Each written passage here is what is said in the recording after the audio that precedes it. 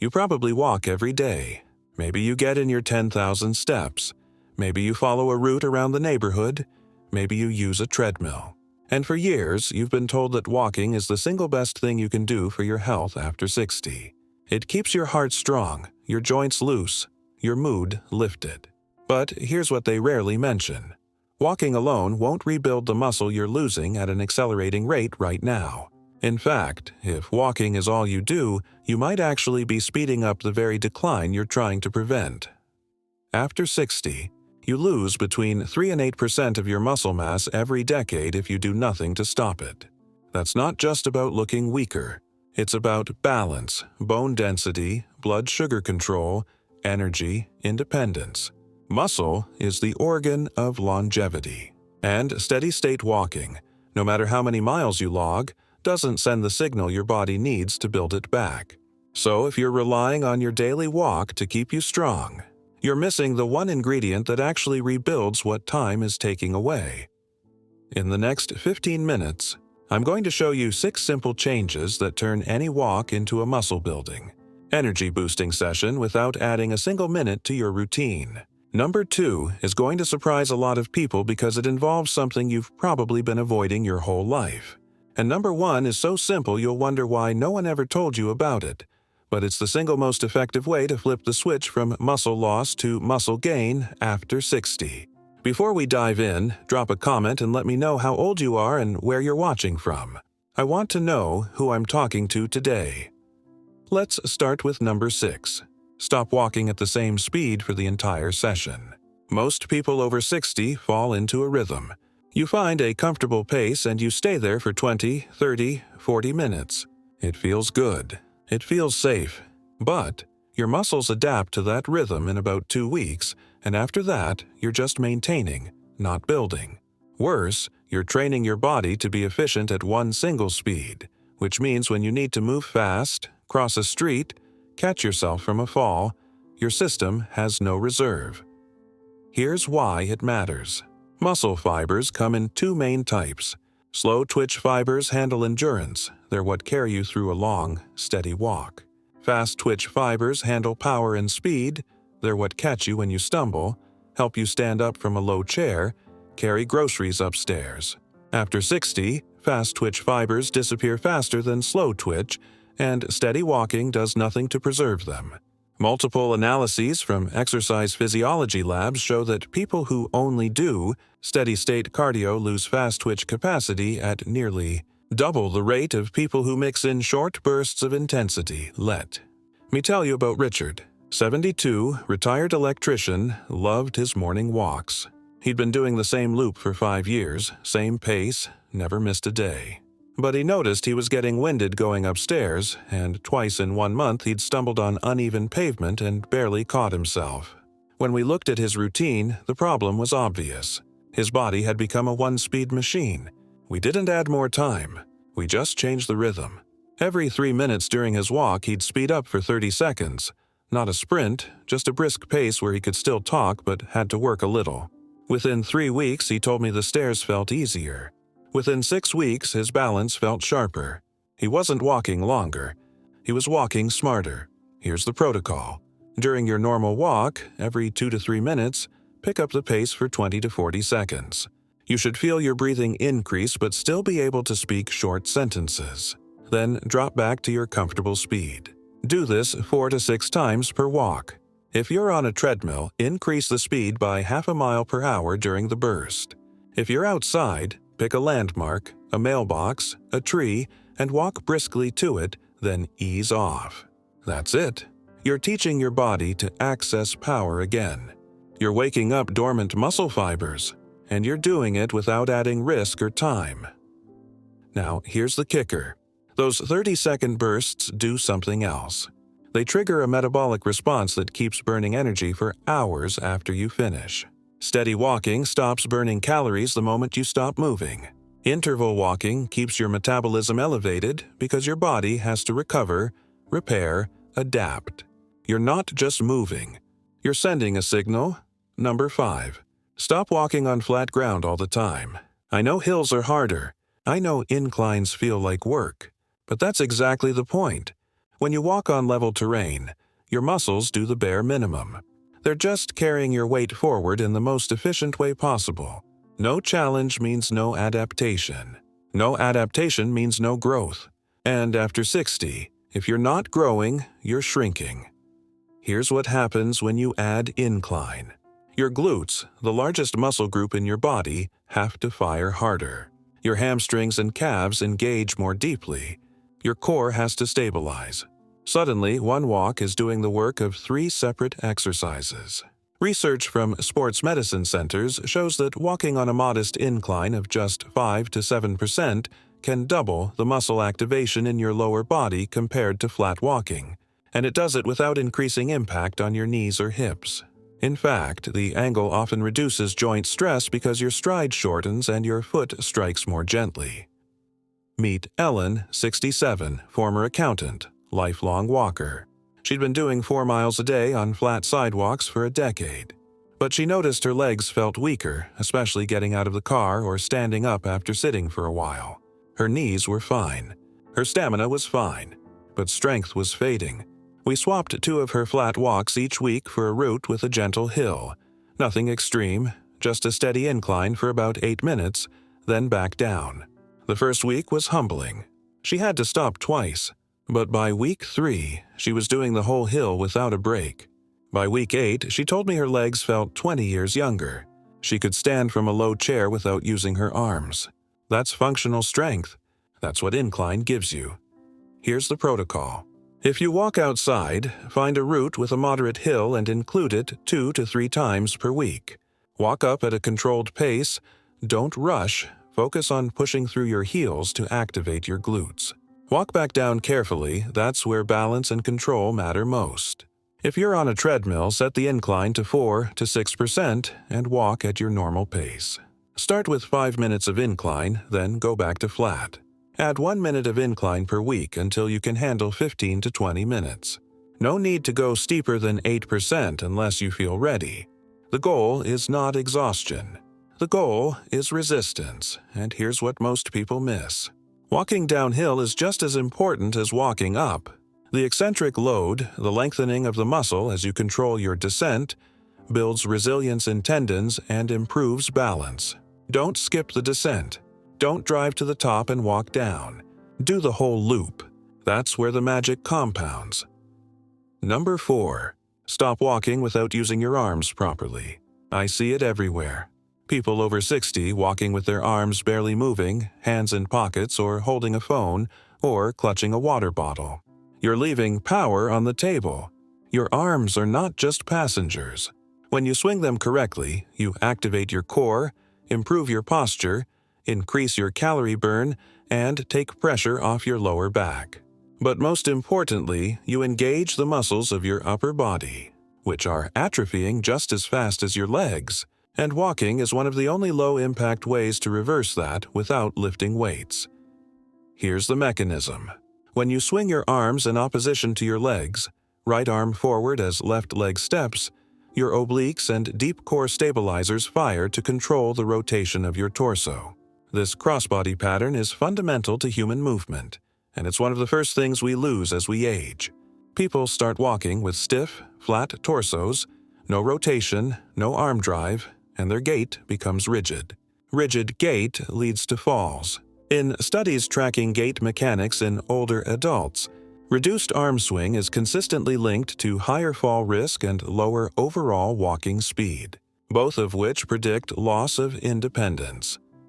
Let me tell you about Tom, 69, retired teacher, walked every morning but always with his hands in his jacket pockets. He thought he was protecting himself from the cold, but really he was locking his upper body out of the movement. He'd developed a slight forward hunch and his lower back ached by the end of every walk. We made one change. He took his hands out and started swinging his arms naturally, bent at about 90 degrees, brushing past his hips with each stride. It felt awkward for 3 days. Then it clicked. Within 2 weeks, his back pain was gone. Within a month, his posture was visibly more upright. He wasn't doing a single extra exercise. He just unlocked the movement his body was designed to do. Here's the protocol. Bend your elbows to roughly 90 degrees. Let your hands swing naturally from your waist to about chest height. Don't force it, don't exaggerate, just let the rhythm match your stride. Keep your shoulders relaxed. If you need to carry something, use a small backpack so both arms stay free. If you're on the phone, use headphones. If you're cold, wear gloves, not pockets. This one change will improve your posture, strengthen your core, and make your walk feel lighter because your whole body is working together instead of your legs dragging the rest of you forward. And here's the bonus. Proper arm swing increases your walking speed without increasing effort. You're using momentum. You're harnessing physics. And when you walk faster with good form, you're training your cardiovascular system and your musculoskeletal system at the same time. That's efficiency number 3. Stop walking without adding weight. Now, before you panic, I'm not talking about dumbbells or heavy backpacks that throw off your balance. I'm talking about a weighted vest, distributed evenly across your torso, that makes every step slightly harder without changing your gait or stressing your joints. After 60, bone density becomes a critical issue, especially for women but also for men. Walking alone does not build bone. It maintains it at best. But walking with load does. The extra weight creates a safe compressive force through your spine, hips, and legs, and your bones respond by getting denser. Here's the science. Bone is living tissue. It rebuilds itself based on the stress you put on it. If you never challenge it beyond the minimum, it thins. That's osteoporosis. Studies from bone health research groups show that even modest additional load, as little as 5 to 10% of body weight, can significantly increase bone density markers when applied consistently over 12 weeks. And unlike impact exercises like running or jumping, which can be risky after 60, weighted walking is gentle, progressive, and controllable. Meet Linda, 64, former nurse, osteopenia diagnosed 2 years ago. Her doctor told her to walk, take calcium, and come back in a year. She did all that, and her bone scan showed continued decline. Nothing dramatic, but the trend was wrong. We added a 10-pound weighted vest to 2 of her weekly walks, just 20 minutes each. It felt strange at first, like wearing a heavy coat, but not uncomfortable. After 6 months, her follow-up scan showed stabilization in her hip and a slight improvement in her lumbar spine. Her doctor was surprised. She wasn't. She could feel the difference in how her legs and back felt stronger. Here's the protocol. Start with a vest that's about 5% of your body weight. If you weigh 160 pounds, that's 8 pounds. Wear it for 10 to 15 minutes during your walk. Not the whole session, just a portion. Walk at your normal pace. The vest should feel snug but not restrictive. Gradually increase the time by 2 to 3 minutes per week until you can walk 20 to 30 minutes comfortably. Then, if you want, you can add another 2 to 5 pounds. Never go beyond 10% of your body weight. This is not boot camp.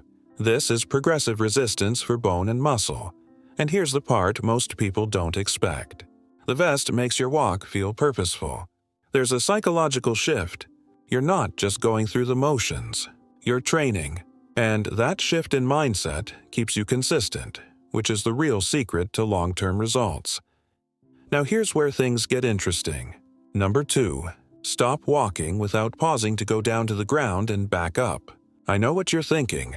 You're thinking about your knees, your balance, the effort it takes. But hear me out. The ability to get down to the floor and back up without using your hands is one of the strongest predictors of longevity and independence that we have. It's not about yoga. It's not about flexibility. It's about functional strength, coordination, and confidence. And if you can't do it right now, that's exactly why you need to start practicing it during your walks. Here's why it matters. A landmark study followed over 2,000 adults in Brazil for several years and found that people who could sit on the floor and stand back up with minimal hand support had dramatically lower mortality risk than those who needed lots of support. The test became known as the sitting-rising test, and it measures real-world strength and mobility in one simple movement. But here's the thing. Most people over 60 avoid the floor entirely. They sit in chairs, sleep in beds, never challenge their body to move through a full range.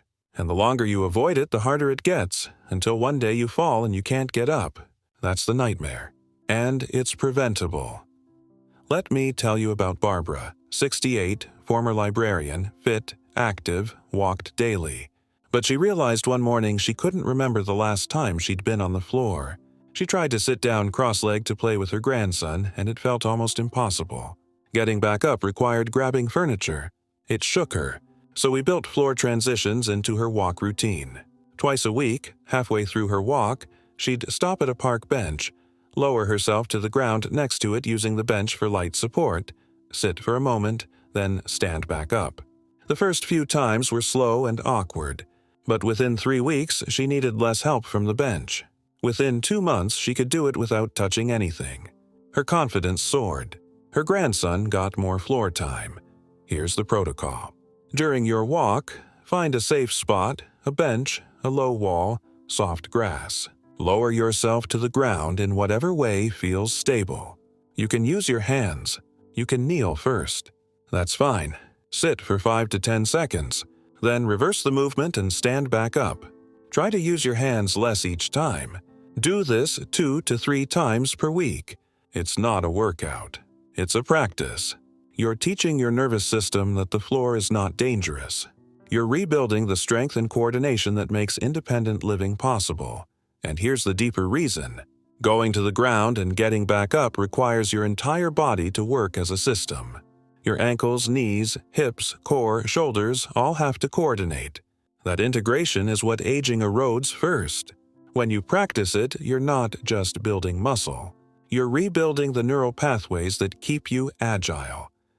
Now we come to number 1, the most powerful change you can make, and the one that almost no one thinks about when they lace up their shoes.